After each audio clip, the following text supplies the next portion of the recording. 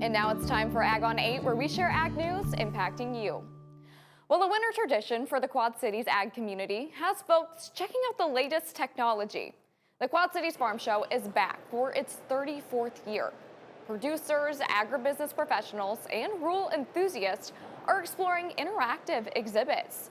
And farmers are facing many challenges heading into a new season, including rising costs and low commodity prices.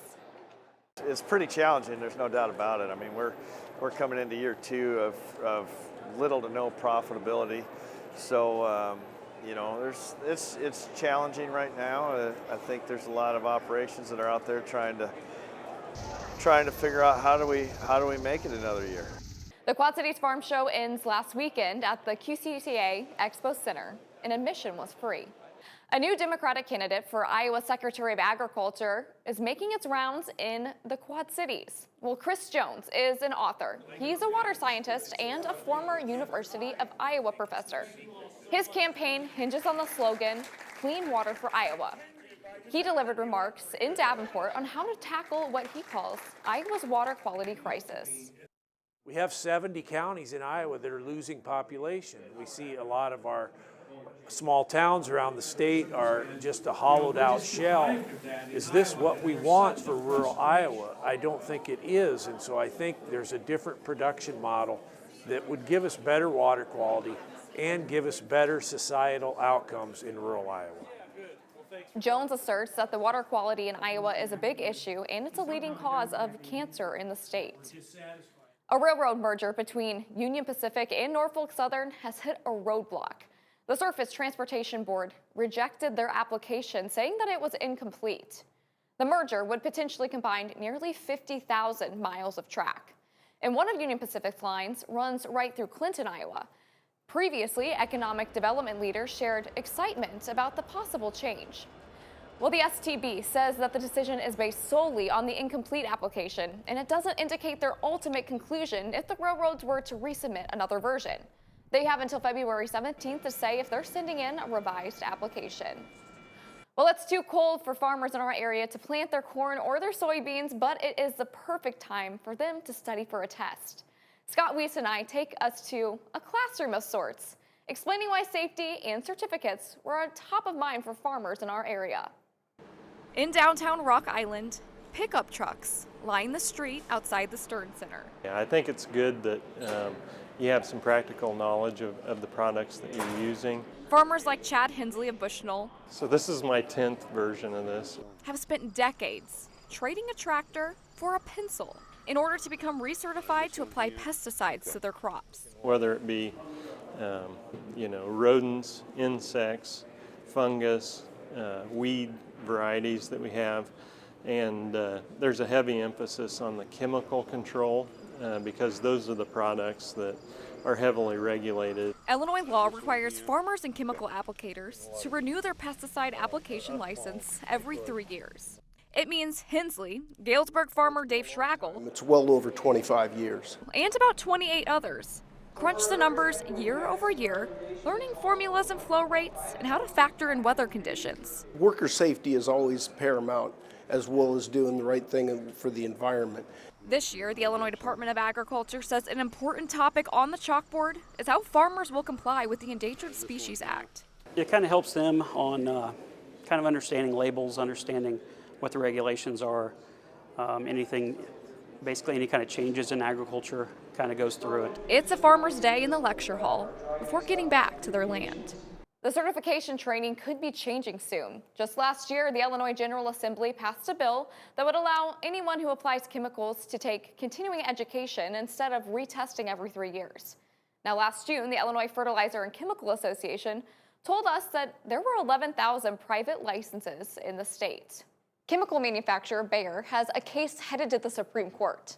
Now, the appeal could block thousands of state lawsuits that allege that Bayer failed to warn people that its popular weed killer Roundup could cause cancer. Well, the EPA has said that the product is not likely cancerous to humans when used as directed.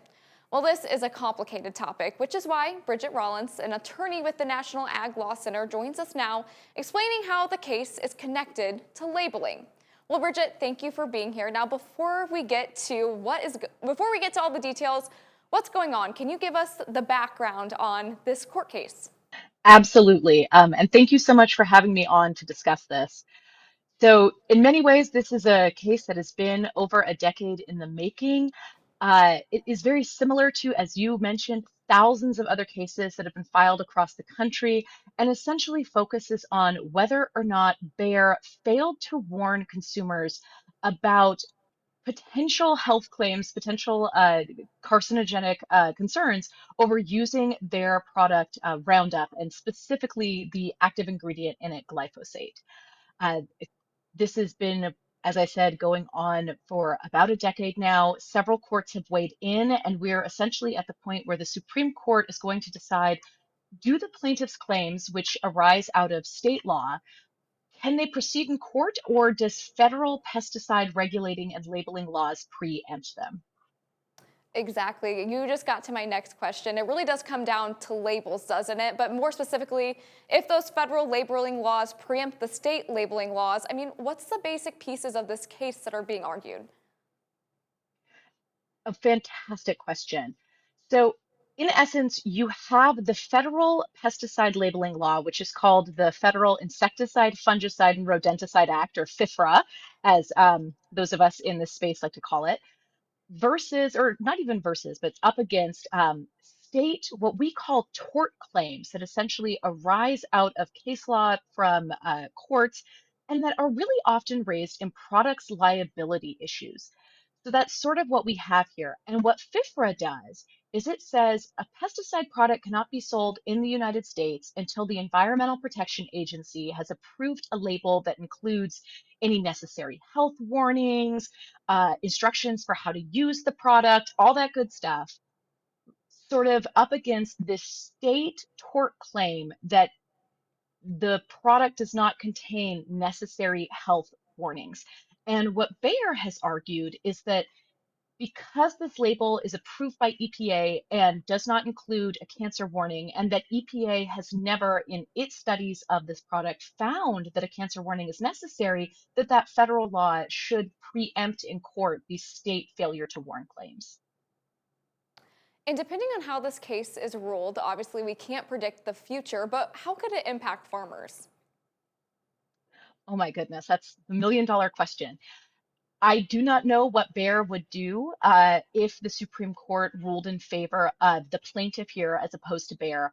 But I know that the company has indicated that it has already pulled glyphosate out of its commercial products of Roundup. Those are sort of the products you might find at a Lowe's or a Home Depot. What they have said is that if they are not able to get a resolution to this question, that it could endanger the future availability of its agricultural grade Roundup. So that is certainly something that farmers have been concerned about for years, and I think will be even more concerned about as the Supreme Court hears this case. And while this is certainly focused directly on Roundup and glyphosate, it could impact other lawsuits about other pesticides also ongoing at the moment. So there's definitely a lot on this one. And what are some of those pesticides that have these ongoing lawsuits as well? Paraquat has been one, chlorpyrifos has been another, uh, and I think that it's not impossible that we could see further products end up targeted by some of these lawsuits, depending on how the Supreme Court rules. Well, you mentioned it earlier. I know that some states have tried to pass laws that have barred these kinds of lawsuits. Georgia and North Dakota have done that. And just last year, Iowa had some bills in its legislature related to this as well. How could this Supreme Court ruling then impact state laws or some of those discussions in states like Iowa? Absolutely.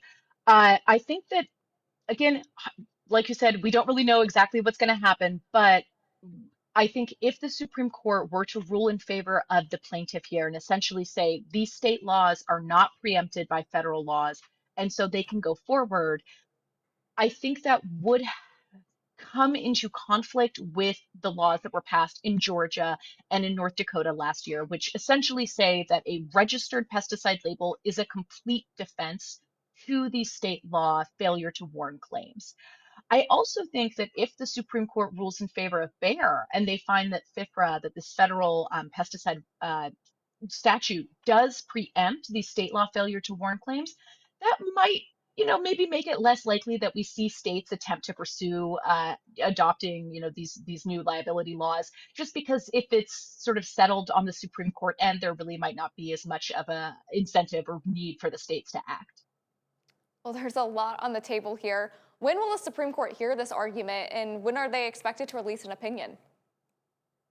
Your guess is as good as mine. Unfortunately, I was just checking earlier today, and it does not look like they've scheduled oral argument yet. So for those of us who are keeping a close eye on this case, I know we're all hoping for a sooner oral argument rather than later.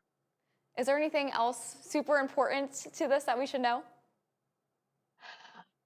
I think we've covered the important points, and just important to remember that this could have an impact not just for these cases involving Roundup and glyphosate, but potentially for other pesticide lawsuits as well.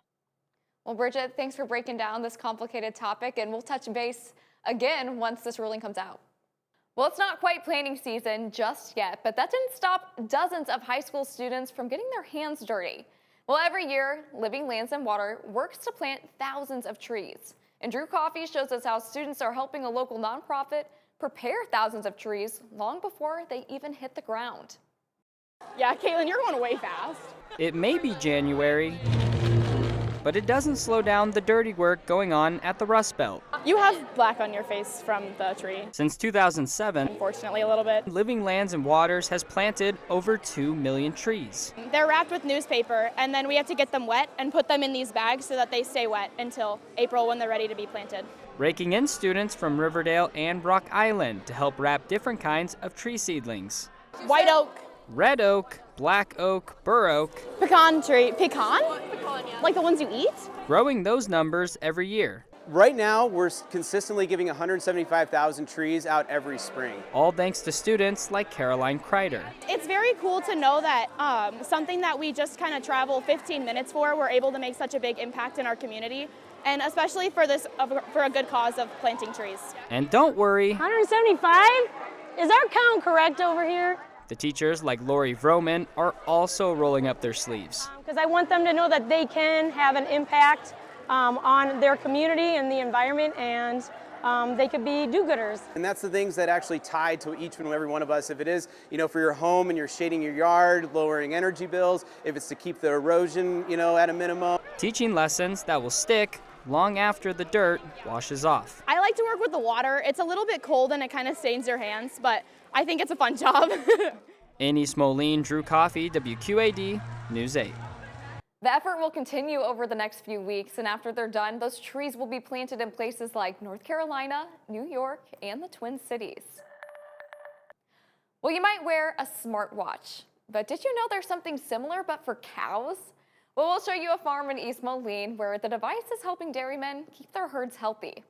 It was basically like a report card. In the Bonert's barn, about 700 cows have an ear tag that measures everything going on inside of the cow. That's similar to your fitness tracker. Anyone that has a smartwatch or a Fitbit understands all the really cool data that we get from it. Farmers like Tara Bonert use Cow Manager to keep an eye and a hand on their herd. So this is that cow right there, 5669, and this is what she's did every hour for the last 24 hours. The sensor on the ear tag reports biometric data to an app. And then the green is when she's eating. The device tracks when cows are moving, sleeping, eating, and able to get pregnant. It then sends the data to a cell phone or a computer through this black box. As a mom, it would be great to be able to have all these metrics on our kids, because what it allows us to do is really to find animals that aren't feeling well a day or two before physical symptoms. It also cuts back on labor, and it's made dairyman Scott Bonert, Tara's brother, more profitable. We can just look at a screen and it gives us, hey, you might need to go look at this one cow out of these 100 cows, so this saves a lot of time on that. These baby calves were born just a couple of hours ago, but within the next month, they could get one of these tags and it would be with them the rest of their lives. We have Find My Cow technology. The tag also flashes and it tracks animals. If I'm looking for a cow in the pens here, I can punch her number in and it'll tell me where the cow is at within the barn. It's an employee that's operated here for 24 hours a day for 10 years. And although it doesn't take the farmer out of the barnyard, Scott can take the farm with him. I've been out of the country. I've been in Ireland. I can't imagine trying to manage the herd without this technology. As always, thanks for joining us this week for Ag on 8. We'll see you back here next week.